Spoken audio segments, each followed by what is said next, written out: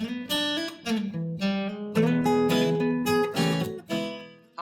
I'm Tim and this is Paws on Point. Enjoy the episode and don't forget to like, subscribe, share and leave a comment after.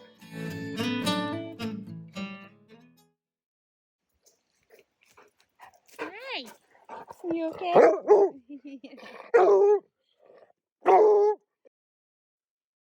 So before this episode gets started, we have a big announcement. As it's National Service Dog Month, we're celebrating that, and what we're doing is we're also celebrating the first birthday of the Fire and Ice litter that we had last year. So to celebrate that, we are having a huge fundraiser for Pawsabilities Service Dog Society. Wolfability Service Dog Training is jumped in on this as well in collaborating with regards to this. So we're going to be holding a big birthday bash, if you like, on the 21st of September 2025. It's going to be at the Junction Cidery on Prospect Lake Road. And we're going to have live music provided by Luke Lampard. And if you haven't heard Luke sing, which I find very, very hard, but if you haven't heard him sing, check out his song. You can stream it on Apple. It's a good song, and I believe there's another one on the way soon, possibly, maybe. We're also going to have Bicycle Pizza there, providing absolutely fantastic pizzas.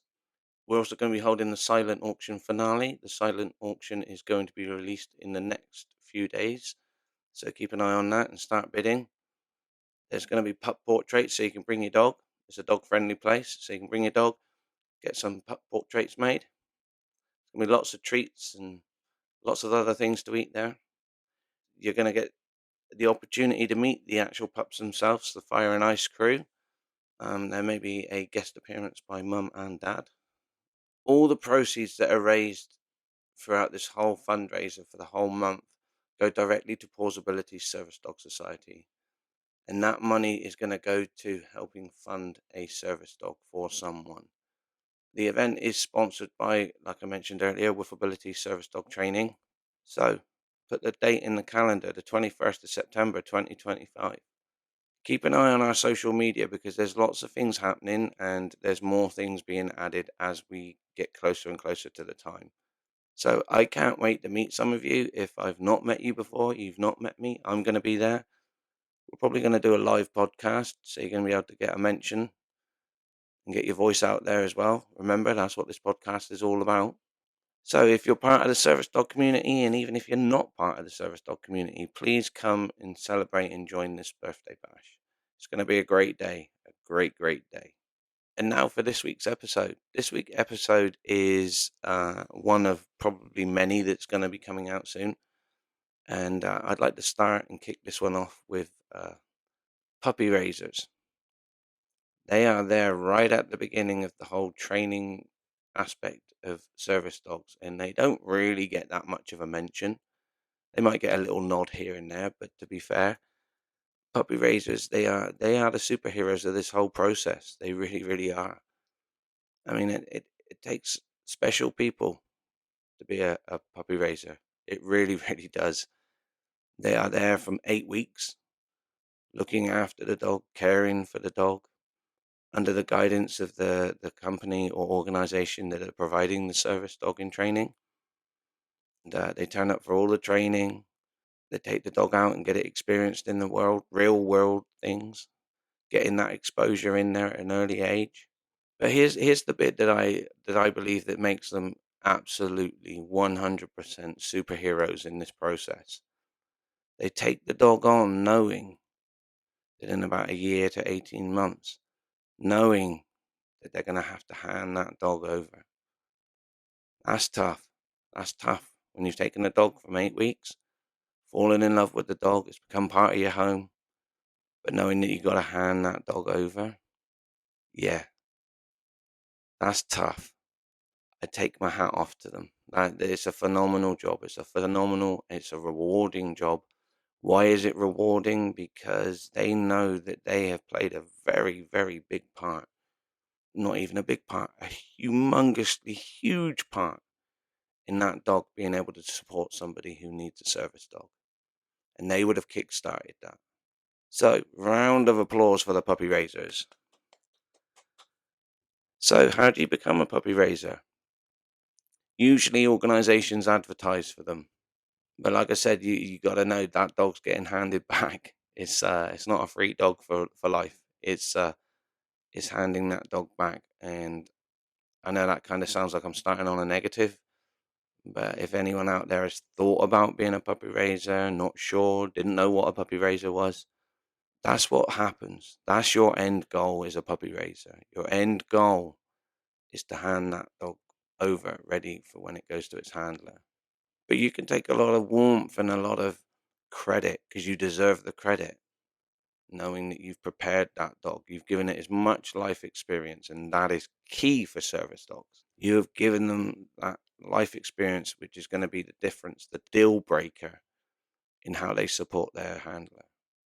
Like I just said, if you've never heard of a puppy raiser, or if you're thinking about it, I think it's a great way. A puppy raiser is a great way, a great job at getting an introduction into the dog world if you've never owned a dog before.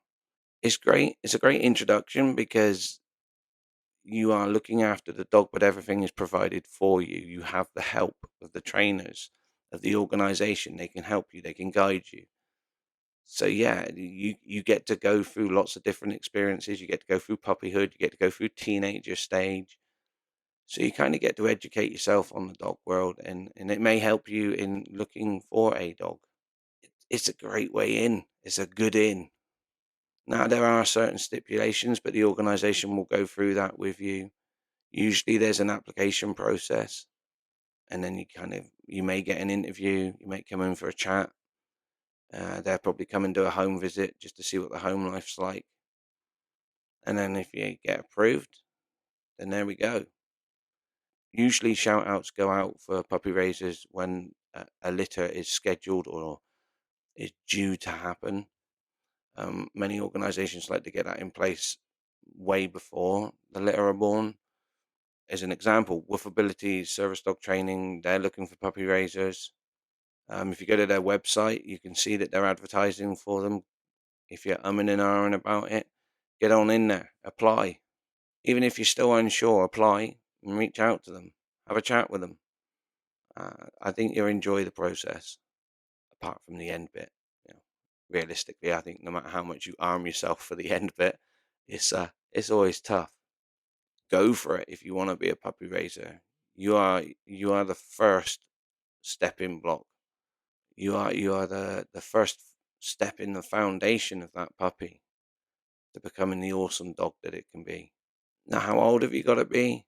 Well, I mean, obviously, don't go and sign yourself up to be a puppy raiser if you're still living with mum and dad and you're 12 or 13 years old. That's not going to work. But age doesn't matter. You may have had dogs before and you're not too sure about having another dog. Again, be a puppy raiser. It's a proud job. And like I said several times, yeah, they don't get shout outs enough. So for this episode, I want us all, everyone who's listening, I want you to start clapping and give a big whoop whoop to the, to the puppy raisers because they deserve it 100%. Organizations like ours, like Pawsabilities and Wolfability Service Dog Training, we cannot thank you enough for stepping into the fold. Who knows? It might even be the start of a career. You might enjoy the training. You might suddenly get a bug for wanting to be a service dog trainer. It might kickstart something. Again, speak to the organization. Go on the journey with them. You don't have to just stop at one. You could maybe hook up with a couple organizations or be with one organization and, be a puppy raiser for them. And when they have the next litter, you're more than happy to step into the fold again. Whilst you're looking after that dog, it does become part of your life. So it's not kind of a fad, if you like. It's not like, oh, yeah, I got a puppy, hey, and then it gets to teenage stage and you're like, okay, I'm ready to hand it back yet. No, that's not how that works. If you sign up, you sign up. Remember, you've got lots of help around you. Well, you should have if it's a legit organization. So the food gets paid for, the vet bills get paid for, the insurance gets paid for. And if you want to go away on holiday, speak to the organization. Let them know in advance. Don't spring it on them. Don't be like, "Oh, yeah, so next week I go away for 3 weeks. Can you have the dog back?" That's not really very fair. But if you're gonna take a break with the family and and you want a break from the dog, speak to the organization that you're working with. Let them know in advance. Let them be able to reschedule. You might even, you know, you might even be able to take the dog with you on holiday. How cool would that be? Again, speak to the organization. Don't surprise these things. Being a puppy raiser is a great way of giving back to the community. And not many people see it that way, but it is. It's a big give back to the community. Why? Again, you're providing the foundations for that dog, and those foundations are going to be key to that dog's success. Remember that dog's 8 weeks old, 8 weeks to a year old. That's a key time for the dog in all its learning, and you're going to be smacking that. You're going to be right in that. You are going to be the biggest contributing factor to the development of that dog. So the more you put into that puppy, the more experience you give it, the more exposure you give it, the training that you put in by guided by the trainers, all of those things, you're going to make a great dog. That is a perfect give back. What way could you give back to your community? What better way than that? You are physically involved in giving back to the community by being a puppy raiser. So if you're umming and ahhing about it, like I said, especially if you're locally, check out Woofability Service Dog Training. There is a shout out for puppy trainers. Woofability Service Dog Training needs you.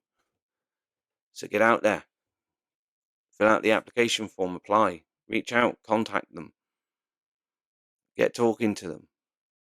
You might be able to have 2 puppies if you can handle 2 puppies and you've got the experience. It's a fantastic opportunity, an absolutely fantastic opportunity.